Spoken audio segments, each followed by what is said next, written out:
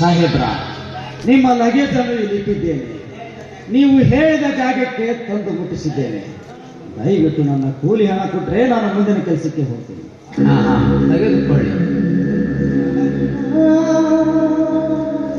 ನೀವು ಹಮಾಲಿ ಮಾಡಿದ ಹಣವನ್ನು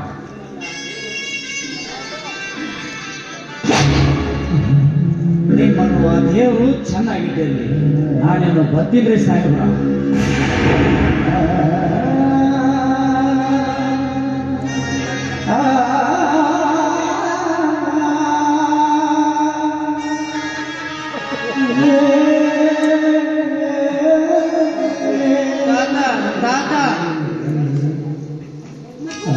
ಮಗು ನಿನ್ನ ಪ್ರಜ್ಞೆ ಬರ್ತೀನಿ.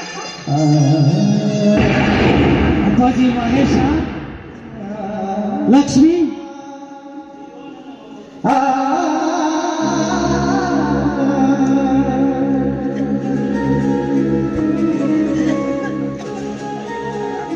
ಅಯ್ಯೋ ನನ್ನ ಮೊಮ್ಮಗನೇ, ಏನಾಯ್ತು ಕಂದ ನಿನಗೆ? ಇಲ್ಲೇಕೆ ಮಲಗಿರುವೆ? ಲಕ್ಷ್ಮಿ, ನೀನ್ಯಾಕ ಮಾವರ ಕಾಲು ಕೆಳಗೆ ಏನು ನಡೆಯುತ್ತಿದೆ ಇಲ್ಲಿ?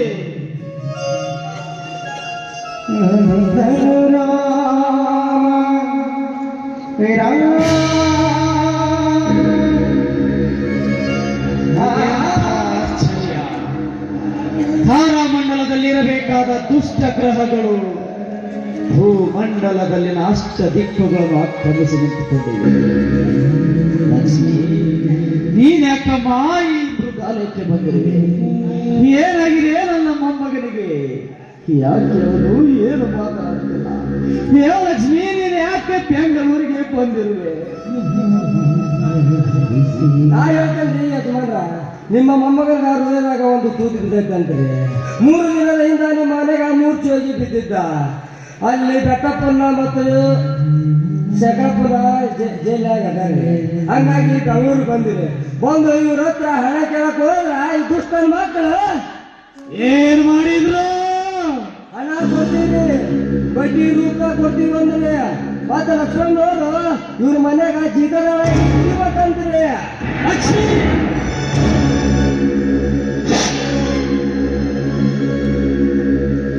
ಮಗಳೇ, ಇಂಥ ಘೋರವಾದ ಪಾಪದ ಕೆಲಸವನ್ನು ಮಾಡಲು ನಿನಗೆ ಮನಸ್ಸಾದರೂ ಹೇಗೆ ಬಂತು ತಾಯಿ? ಮಾವ, ದಯವಿಟ್ಟು ನನ್ನನ್ನು ಕ್ಷಮಿಸಿ ಬಿಡಿ ಮಾವ, ಕ್ಷಮಿಸಿ ಬಿಡಿ.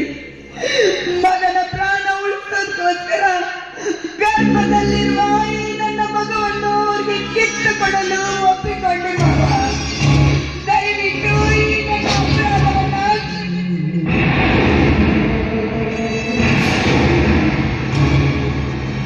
ಕ್ಷಮಿಸಿಬಿಡು ತಾಯಿ, ಕ್ಷಮಿಸಿಬಿಡು. ಇಂಥ ಕಷ್ಟದ ಸಮಯದಲ್ಲಿ ಮನೆಯಲ್ಲಿದ್ದು ಮನೆಯ ಜವಾಬ್ದಾರಿಯನ್ನು ನಿಭಾಯಿಸಬೇಕಾದ ಮನೆಯ ಯಜಮಾನರಾದ ನಾನೇ ಹೆಣ್ಣು ಮಗಳಾದ ನೀನು ತಾನೇ ಏನು ಮಾಡಲು ಸಾಧ್ಯ? ಆದರೆ ನಿಮ್ಮಂತ ಅವಲೆಯರ ಬಂಡವಾಳವಾಗಿ ಮಾಡಿಕೊಂಡು ತಮ್ಮ ಕನಸಿನ ಕಟ್ಟಡವನ್ನು ಕಟ್ಟಿಸಿಕೊಳ್ಳುತ್ತಿರುವ ಇಂಥ ಕೆಟ್ಟ ವಿಷ ಜಂತುಗಳ ಕಾಲ ಕೆಳಗೆ ನೀನು ತಲೆದಾಗಿಸಿ ನಿಂತಿರುವೆಯಲ್ಲ, ಇದನ್ನು ಮಾತ್ರ ನಾನು ಕ್ಷಮಿಸಲಾರೆ. ನನ್ನಿಂದ ತಪ್ಪಾಯ್ತು ಮಾವ, ತಪ್ಪಾಯ್ತು.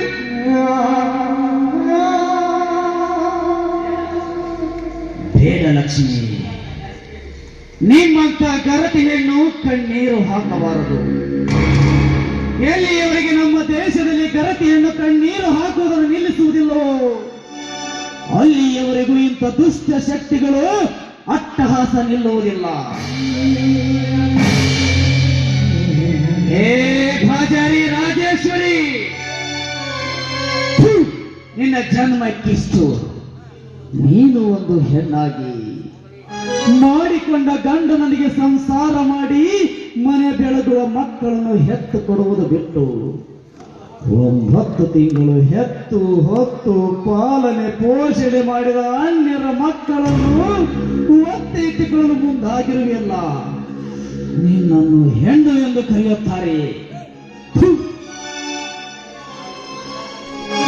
ಯಾಕಂತಲೇ ಆ ದೇವರು ಮದುವೆಯಾಗಿ 10 ವರ್ಷವಾದರೂ ನನಗೆ ಮಕ್ಕಳ ಭಾಗ್ಯ ಕರುಣಿಸದೆ ಶಾಶ್ವತವಾಗಿ ಬಂಜೆಯನ್ನಾಗಿ ಮಾಡಿಕೊಟ್ಟಾನೆ. ಹೇ ಷಂಡ ಗಂಡ, ಥು, ನಿನ್ನ ಜನ್ಮಕ್ಕಿಷ್ಟು. ಇಷ್ಟೆಲ್ಲ ನಿನ್ನ ಕಣ್ಣು ಮುಂದೆ ನಡೆದರೂ ಸಹ ಹೆಂಡತಿಯ ಸೆರೆ ಹಿಡಿದುಕೊಂಡು ಗುಲಾಮನಾಗಿ ನಿಂತಿರುವೆಯಲ್ಲ, ನಾಚಿಕೆ ಆಗಬೇಕು ಈ ನಿನ್ನ ಜನ್ಮಕ್ಕೆ.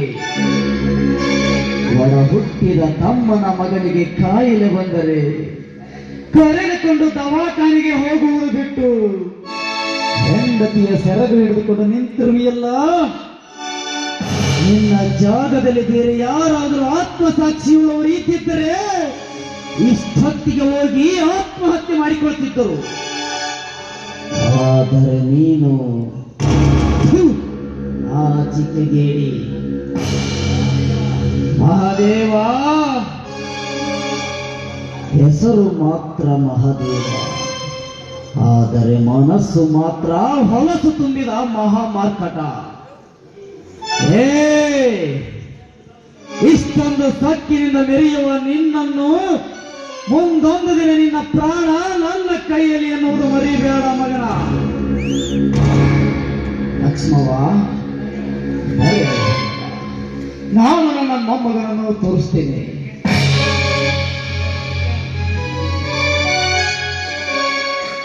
ಹೋಗುವ ಮುನ್ನ ನಿಮಗೊಂದು ಮಾತು ಹೇಳುತ್ತೇನೆ, ಚೆನ್ನಾಗಿ ನೆನಪಿಟ್ಟುಕೊಳ್ಳಿ.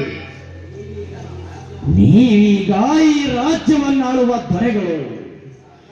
ಈ ಸಾಮ್ರಾಜ್ಯದಲ್ಲಿ ಒಳ್ಳೆಯದನ್ನು ಮಾಡಿದವರು 100 ವರ್ಷ ಬದುಕಿದ್ದಾರೆ. ಮತ ಹಾಕಿದ ಜನರಿಗೆ ದ್ರೋಹ ಬಗೆದ ನಿಮ್ಮಂತ ದುಷ್ಟರು 3 ದಿನ ಮಣ್ಣಲ್ಲಿ ಮಣ್ಣಾಗಿ ಹೋಗಿದ್ದಾರೆ. ನೆನಪಿನಲ್ಲಿ ಇಟ್ಟುಕೊಳ್ಳಿ.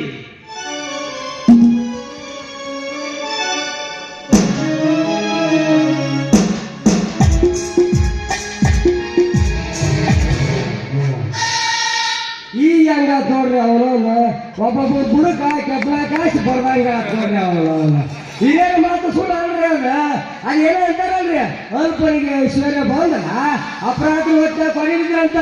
ನೀವು ಮನೆಯಪ್ಪ ಇಂಥವ್ರ ಕೆಡಿಬೇಕು ನೋಡ್ರಿ, ಅವ್ರು ಇಂಥವ್ರ ಮಾಡಿರ್ಬೇಕು ಅವ್ರ.